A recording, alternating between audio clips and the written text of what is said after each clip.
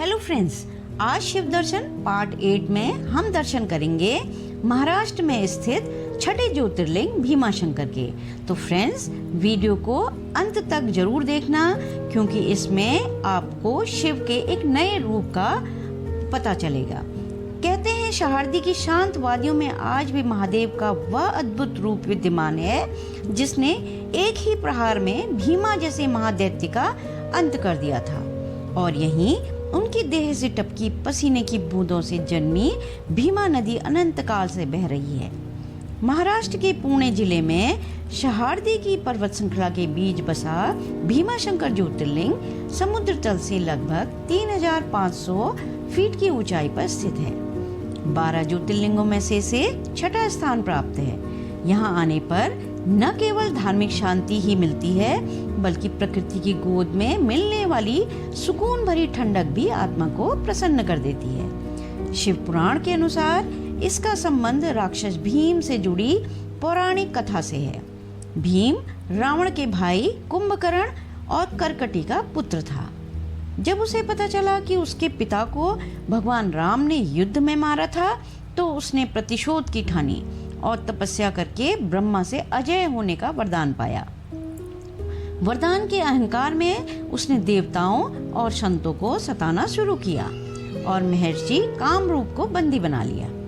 संत की प्रार्थना सुनकर भगवान शिव यहाँ प्रकट हुए और भीषण युद्ध के बाद भीम का वध किया। युद्ध के पश्चात भगवान शिव ने इसी स्थान पर स्वयंभू शिवलिंग रूप में विराजमान होकर भक्तों का कल्याण किया।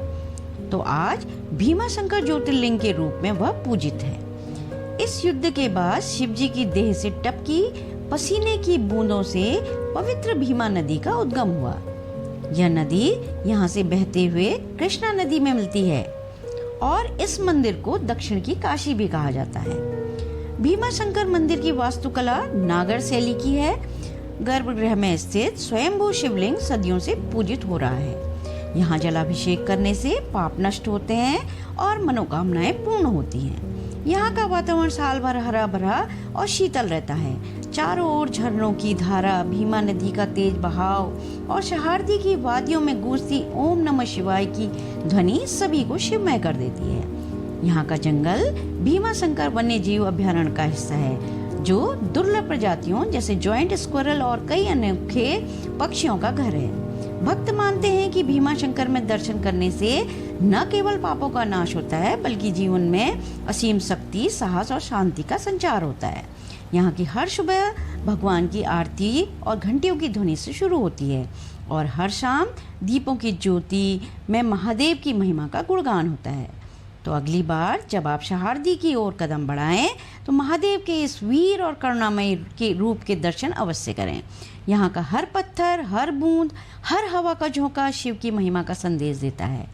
तो फ्रेंड्स, वीडियो को अंत तक देखें, लाइक, कमेंट, शेयर और सब्सक्राइब करें और यहाँ से मिलने वाले पेड़े का प्रसाद अवश्य लें और इंतज़ार करें अगली यात्रा का एक और शिवधाम का।